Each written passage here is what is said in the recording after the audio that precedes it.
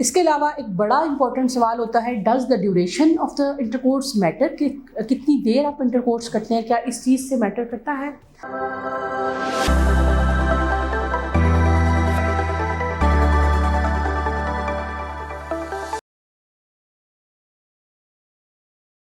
जी अस्सलाम वालेकुम, मैं हूं डॉक्टर नाइला, कंसल्टेंट गायनेकोलॉजिस्ट और इनफर्टिलिटी स्पेशलिस्ट गायनी सोल्यूशन के फ़ोरम से। आज हमने बात करनी है कि जो न्यूली मैरिड कपल होते हैं वो जब शुरू में प्रेगनेंसी अचीव करना चाह रहे होते हैं तो उनके बहुत सारे कुछ क्वेश्चंस होते हैं कि हम किस तरह से जल्दी प्रेग्नेंट हो सकते हैं, क्या हम ऐसा करें कि हम जल्दी प्रेग्नेंट हो जाएँ। तो इसके बारे में बहुत सारे मिथ्स एंड कॉन्सेप्ट वो हैं, तो उन पे आज हम बात कर लेते हैं। इंपॉर्टेंट 5 टॉपिक्स हैं, इसको हम 5 पॉइंट्स हैं जिसको हम डिस्कस करेंगे। सबसे पहले इंपॉर्टेंट बात है कि कौन से डेज़ के अंदर हम आपस में रिलेशनशिप करें जिससे प्रेगनेंसी होने का चांस बेहतर हो जाए। तो उस पर कोई ज़्यादा लंबी चौड़ी बात नहीं है। जब आप पीरियड से फ्री हो जाएं तो अगले आने वाले मुसलसल जो 10 डेज़ हैं, यानी पीरियड्स से आप फ्री हो गए, 7th डे आपने साफ़ सुथरे हो गए बाद जो है वो आपने अगले जो कमिंग 10 डेज़ हैं उनमें एक दिन छोड़ के एक दिन आपस में रिलेशनशिप रखना है, ताकि उन डेज़ के अंदर किसी भी टाइम एग रिलीज़ होने का चांस मैक्सिमम होता है। तो जिससे क्या होता है कि आपका जो फर्टिलाइजेशन है वो हो सकती है और प्रेगनेंसी हो सकती है, मैक्सिमम चांस होता है। इसको हम फर्टिलाइजेशन विंडो या फर्टिलिटी विंडो भी कहते हैं, ये आपने ज़रूर यूटिलाइज़ करनी है। दूसरा इम्पॉर्टेंट क्वेश्चन ये होता है कि what should be the frequency, कि कितनी दफ़ा इंटरकोर्स करें हम, जो कि आइडियल है।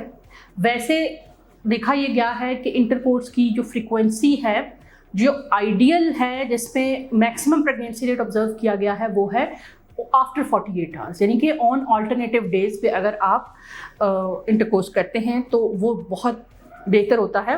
लेकिन इसमें हम ये नहीं कह सकते कि डेली करें या हफ्ते में 2 दफ़ा करें तो उससे प्रेगनेंसी नहीं होगी। हम इस वक्त बात करें मैक्सिमम चांस किस में होता है, वो ऑन अल्टरनेट डे या 48 आवर्स के बाद होता है। उसकी वजह क्या होती है, 48 आवर्स के अंदर के बाद गैप के बाद हमें नंबर ऑफ़ स्पर्म्स जो होते हैं वो ज़्यादा मैच्योर मिल सकते हैं, ज़्यादा मोटाइल मिल सकते हैं, और उसके अंदर जो है वो ज़्यादा जो चांसेस होते हैं कि हम फ्रेश लॉट ऑफ स्पर्म्स जो है वो इंसेमिनेट होंगे और प्रेगनेंसी होने के चांसेस बेहतर हो जाते हैं। तीसरा इम्पोर्टेंट जो लोग पूछते हैं हमसे आके वो ये होता है कि what should be the position during the sex, के जिसमें इंटरकोर्स के दौरान क्या पोजीशन है। तो एज लॉन्ग एज सीमन जो है वो पोस्टीरियर वजाइनल फॉर्निक्स के अंदर या वजाइना के अंदर इंसेमिनेट हो, any position can lead to pregnancy. ज़रूरी नहीं है कि आप मिशनरी पोजीशन ही रखें, लेकिन उसमें जो है वो एनी पोजीशन जिसमें आपको जो सीमन के वजाइना के अंदर स्टे करने के चांसेस ज़्यादा हों, उसमें जो है वो आप इंटरकोर्स कर सकते हैं और उसमें प्रेगनेंसी के चांसेस हैं। इवन यहाँ तक भी देखा गया कि अगर आप आउटसाइड विड्रॉल मेथड यूज़ कर रहे होते हैं, 10% केसेस में बाहर से भी स्पर्म स्विम अप करके जो है वो सर्विक्स क्रॉस करके ट्यूब तक पहुँच जाता है।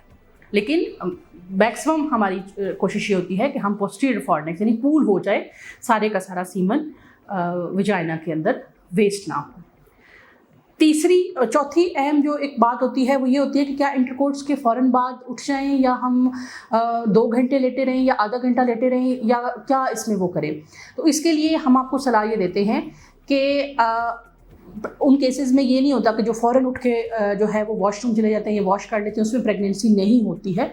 प्रेगनेंसी उसके अंदर भी हो जाती है, लेकिन आइडियली हम आपको ये सलाह देते हैं कि 25-30 मिनट तक आप सेम पोजीशन के अंदर रहें, ताकि होता ये है कि जो सीमन होता है वो जेल की फॉर्म में होता है। वो जैसे ही आपकी वजाइना में डिपॉजिट होता है तो वो कोएगुलेट हो जाता है।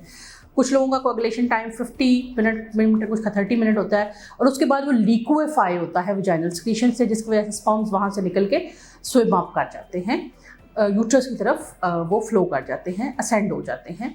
तो लिहाजा 30 मिनट इज़ सफिशेंट।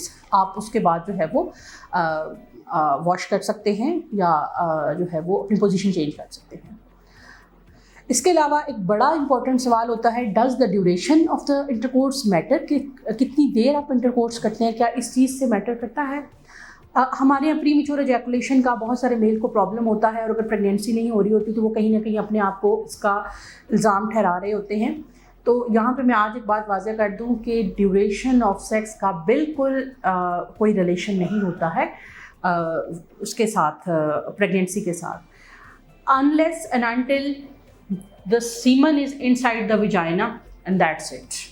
ये है कि आपका जो इंटरकोर्स है उस पे के दौरान जो सीमन है, जो मेल मवाद है, वो विजाइना में डिपॉजिट होना चाहिए, आउटसाइड द विजाइना डिपॉजिट नहीं होना चाहिए। तो उससे अल्लाह के हुक्म से जब अल्लाह का हुक्म होगा तो प्रेगनेंसी हो जाएगी, ड्यूरेशन मैटर नहीं करता। एक और इम्पॉर्टेंट सवाल होता है कि क्या मेल और फीमेल दोनों का डिस्चार्ज होना ज़रूरी है फॉर प्रेगनेंसी?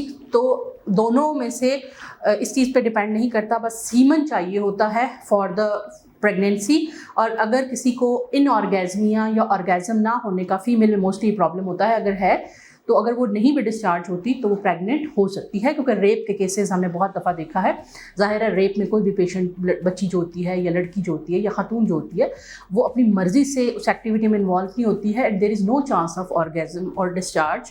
लेकिन कई दफ़ा रेप केसेस के अंदर प्रेगनेंसी हो जाती है, तो लिहाजा जो ऑर्गेज़म होता है, डिस्चार्ज होना होता है, वो फीमेल का ज़रूरी नहीं होता फॉर प्रेगनेंसी। ये बहुत ही बेसिक किस्म के क्वेश्चन हैं, लेकिन न्यूली मैरिड कपल जो 2-3 महीने प्रेगनेंसी नहीं होती, वो फिर हमारे क्लिनिक में आते हैं और बहुत परेशान होते हैं, और वो कुछ सवाल इसमें से कर पाते हैं और कुछ नहीं कर पाते। तो ये वीडियो आप लोगों के लिए है ताकि आपको इन बेसिक सवालों के जवाब साइंटिफिकली आपको इससे आंसर मिल जाए। उम्मीद है वीडियो आपको पसंद आई होगी। आपकी इन्फॉर्मेशन, एजुकेशन और अवेयरनेस के लिए ये सिलसिला इंशाल्लाह जारी रखेंगे। मिलते हैं इंशाल्लाह नेक्स्ट किसी वीडियो।